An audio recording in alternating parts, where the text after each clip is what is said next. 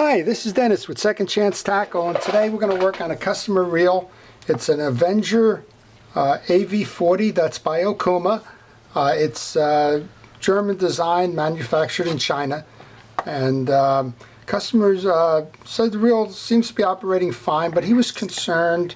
He opened up the spool and he saw that there's some dirt in there, and he just wanted to make sure that that the reel is serviced, cleaned, and operating properly. So I'm not sure, what the condition was with the dirt, but we'll take a quick look there. And he was telling me that, yep, there's some stuff under here. Yeah, and there's some accumulated grease and stuff in the spool. So he's afraid maybe that some of that has worked its way internally as well. I don't know if he dropped that on the dirt or in the sand or it got swamped. Otherwise, the reel seems to be turning fine. So it's probably just a good cleaning, but it'll give you a chance to see the inside of this reel and how to service this reel as well. So this is a 7-ball bearing reel. It's a 40 size reel. It probably competes with a Quantum, a Finor Megalite, a Penn Pursuit. I would guess that the selling price on this reel is around $45 or $50 US, and it's a nice solid reel. I see a lot of them sold out there in the marketplace. I have a lot of them that just come in for service. Generally speaking, parts are available on this reel. And overall, the reviews that I get from the customers that use them, they like them. They also like this Avenger also comes in a bait feeder model in the, I believe it's a 55 size and a 65 size, and they like the bait feeders as well for those that drift live bunker or chunks or whatever in trolling. They tend to like that as well, and it's an affordable bait feeder. So the bait feeders, I think Okuma also makes the Coronado.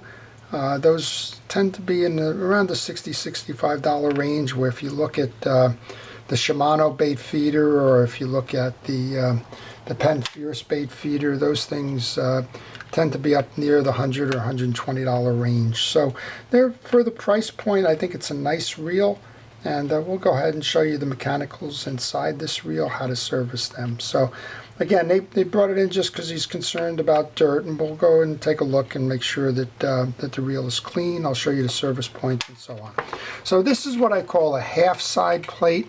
The side plate actually stops below the rotor. You do not need to take the rotor off in order to access the main gearing. It's one of two setups. The other setup a lot of these reels have out there is that you must remove that rotor before you can pull the full side plate out. But we'll go ahead and show you how to do that anyway. So this reel overall looks like it's got its original grease in there. It looks to have been well maintained. I'm not seeing any evidence of dirt in there. And again, the reel turned freely when we tried it out, so I'm not expecting to see any broken pieces or parts, but we'll find out. So on the parts note, you'll notice I use a parts tray for all of the pieces and parts that I take out as I disassemble a reel. That's an easy way for me to find them when I return. I'm making mental notes along the way. I noted that the screws that came out of the side plate are all the same size. That's not always the case. In this case, we've got the main gear bearings. It says 7-ball bearings, so people ask me all the time how many ball bearings are really optimal. And I said at a minimum 3 on the ones that have the through drives. You want one on each side of the plate and one on the pinion gear. In this case, I believe number 4 is behind the crosswind gear. 5 would be the anti-reverse. 6 is on the bulb, the bail spring there, and 7 is on the handle. And as you can tell, some of those are not necessary to drive the reel. So 3 is a minimum, and then anything beyond that is a luxury. So I just pulled that screw out of the spool shaft so that I could remove the other parts. I'm going to remove the crosswind block.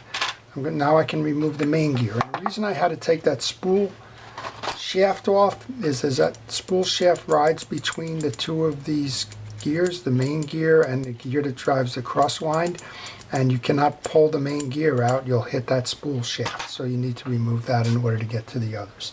So as I'm looking at this, this is clean. And I serviced this reel about a year or two ago. I can't remember exactly, but there doesn't seem to be any buildup of grease, grime, or dirt and corrosion that the customer had asked me to check out. So I'm just simply going to put a little bit more lube in there. Just a little bit of blue grease, and I use a Penn Reels grease. It's kind of a universal grease, but it's a real grease, and I would recommend that if you're servicing the reel that you get a real grease and you don't use a general purpose grease like a white lithium grease or something like that that just may be you know, a machine type of a grease. You want to get one that's designed for fishing reels, and that's because that grease will have some sort of protection for water, and it'll also have the right constitution, viscosity or what have you, to ensure that you get optimal lubrication. And then on the oils, I use a Real X oil, and I oil bearings. So here's one bearing up here that I'm going to oil. I'm also going to oil a bearing in the side plate. And now I'm just going to set these aside as we go up top to remove the spool and make sure that there's no contamination inside this. I've worked on these reels before. I kind of know the setup and I know where these pieces and parts belong. I always recommend that if you don't know where pieces and parts belong, that you take pictures along the way and note the sequence that you're doing it. So don't be afraid. Use your camera, use a digital camera, use a camera on your phone, whatever, to take those pictures. Interestingly enough, this has on and off on it, and that's to tell you how the main gear or the pinion gear is threaded. Most of the time it's righty-tighty, but in this case it's not. In this case, if you turn it to the right as if you would normally be tightening a nut, that's going to loosen the nut, and you're going to loosen that nut so that you can remove that rotor assembly. So you're going clockwise for loosening and counterclockwise for tightening, which is different than you would normally expect. So just be careful on that. If you didn't see that there, one of the things you might do is try to over wrench it and break something. All right, this is clean. So again, it seems to be turning fine. I'm just going to make sure that that bearing has some nice lubrication in it. Again, I'll use the Real X for that. Going to check underneath now because again, he's concerned that there's some contamination, and this one's clean as well. So he may have been overly concerned with this one, but that's okay. It doesn't cost much to have your reel serviced, and it certainly is a lot less than if you have to go buy a new reel because that contamination got in and fouled up your gearing and caused the extraordinary wear and tear on it. So now this is kind of odd. I always have a little bit of trouble putting it back when you have to go counterclockwise when your normal thinking is clockwise to tighten that nut. There we go. And this is a 12 millimeter nut, so you can see in my workbench tray over there, I have an assortment of both standard SAE as well as metric wrenches, and depending on what reel you're working on, it's always nice to have those close at hand. I also have a set of ratchets, and I use those when the spool lip here is too deep to get that wrench in there. Okay, so we've put that on. We're just going to spin it to test it, and that spins fine. So again, you can see why this reel is popular. It's a nice price point on the reel. It seems to be durable. It's got the right construction. It has a high quality brass pinion gear there, and it seems to be something that will last quite a bit of time if you take care of it like this gentleman is doing. Okay, so I've moved that stud down to the bottom. You want to do that when you reinstall your crosswind block because you need the clearance to put the screw back into this that holds that shaft. I'm going to make sure we put a little bit of that blue grease on this block since that's going to be in contact with the crosswind gear, and it's going to need to travel as friction-free as possible. When we install this shaft, again, this shaft is not completely round. It does have a cut indentation. That cut indentation goes to the front as you go to put that into the crosswind block, like such. Sometimes you got to play with it a little bit, but it'll get in there. It's got the automatic stop, so now we can put that small screw back in. And looking at small screws, if I wasn't paying attention, I missed the small screw that's the set screw up top here. So I'm going to pull that shaft out right away. And this is another reason why this parts buckets work well. It gives you the chance to make sure that you put all the pieces and parts back in. Just need another half turn on this, or a partial turn.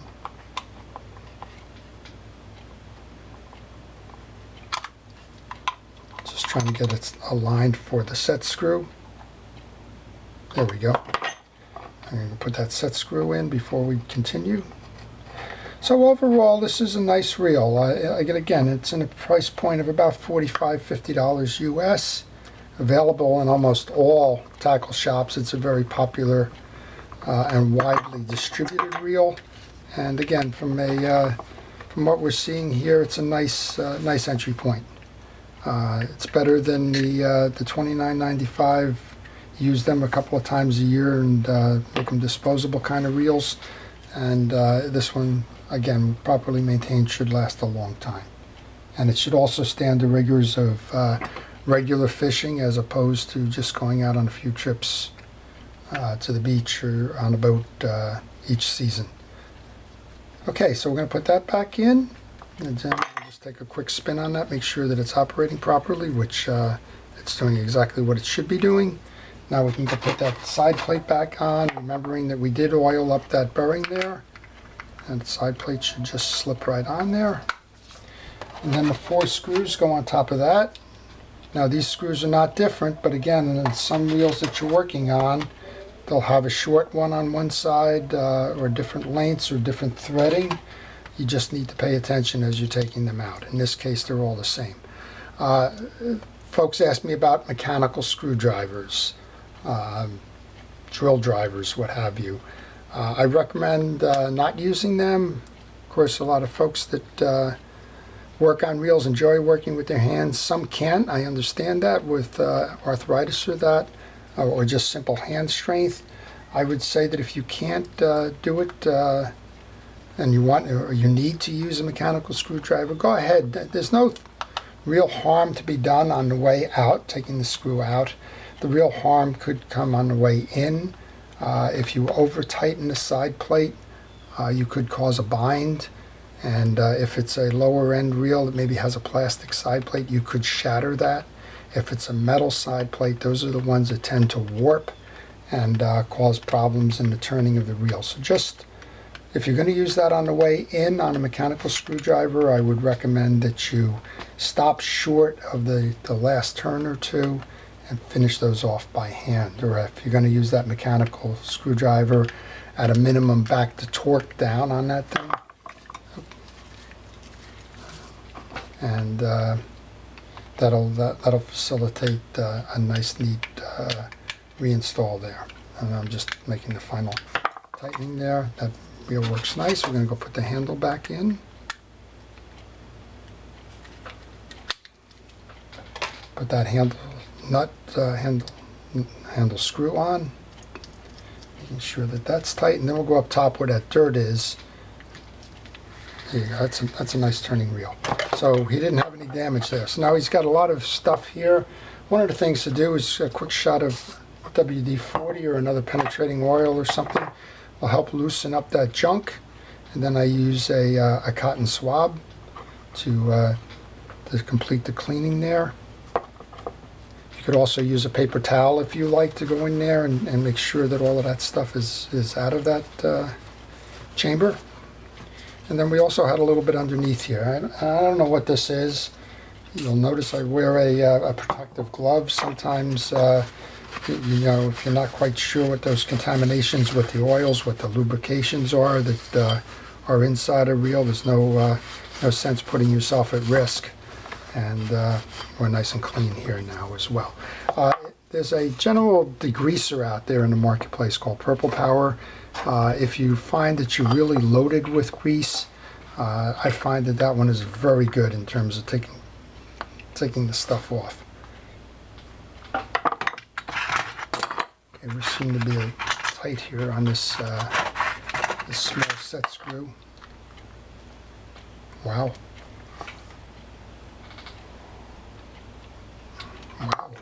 Somebody really over tightened this one. There we go. Wow, holy cow.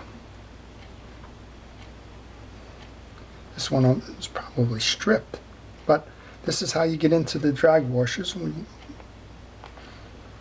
I can't believe the torque on that. This one's fine. You want to make sure that you get into service those, particularly with the customer concern here with the dirt. But this is just a case where something was put in. It's probably at the factory. I don't imagine anybody ever serviced it, but they probably just caught the lip of this with that screw. It's coming out now, but they probably just caught the lip and drove it in with an air tool. And there you go. All right, once you have that ring off, we notice we still have some more junk under there. So I'm going to go back and grab another cotton swab, and then we'll get to servicing that. So the next thing that comes out is there's a little waterproof seal here. You'll notice it's got little tabs on it that fit in that little tab rider. And then we have the washer assembly. Now these are felt washers. So I like to take the stack out as close as I can to possible. I like to note the sequence of these. In this case, they seem to be pressed together. Not a surprise with what the customer was telling me about the dirt and all. So we'll just clean that channel one more time here. Make sure that the inside is clear as well. Then we'll go reinstall. So felt washers, they need to be flexible. The only servicing on a felt washer for a disc is a oil. Not don't put grease on that. Oil. So I've got this going in upside down, so it's felt washer, then it's a metal washer, another felt washer that gets the oil. And again, the oil just keeps that felt washer flexible. Then we have the eared washer. That's up next. That goes in those slots. Last of the felt washers. Another drink of oil. Then there's two metal washers that sit up top. And then that's followed by this waterproof sleeve again.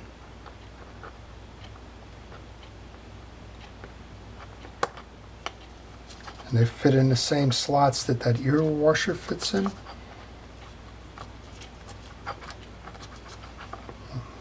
Then we can put the metal rim over that. This is the rim that holds those two screws, so we want to make sure they're aligned. I have a little pin that I use to align those, so I'll stick that pin into one side, and the screw, I'll go for the opposing screw. And those of you that watch my videos know that I have a little bit of trouble with small pieces and parts, and boy, this one certainly fits the bill there. I'll try and grab that with a smaller screwdriver here, now that we know that we have the other piece out of the way. And this could take some time. There we go. I think we got it this time. There we go. That's the way it should go in. I don't know why it was over tightened on the way in, but it was. Like I said, it probably was at the factory. It was probably using an air tool, probably somewhat cross-stripped, and you know, they don't test that when they do quality control. They just make sure that it's in. And quite honestly, the only purpose of this ring is to hold that that drag assembly in place. You don't get the torsion or the set or the feel on these drag washers from this particular thing. You get it from the drag washer cap. So back to this then, we're going to go reinstall. We're going to have to work that through because of the alignment of that. Put the nut cap back on and return this one to the customer. Tell them good luck fishing and wish them tight lines. So nice reel overall. I hope you've enjoyed the video. You've kind of seen the inner workings of this one. Again, as a mid-priced 40 size reel, it's a nice reel. Certainly up to the competition that's out there from Quantum and from Penn and from Shimano and the likes in that $45, $50 range. Nice smooth operator. I give the customer credit for bringing this thing in because he saw the dirt and didn't want to risk any additional damage to the reel, and we've cleaned that up and we're ready to give that back to him. So I hope you've enjoyed the video. If you have one of these, I hope it encourages you and shows you how to go about servicing that particular reel. And if you want to see more of these, please subscribe to my channel. If you've enjoyed this video, please like it. Again, this is Dennis with Second Chance Tackle. Thank you for watching.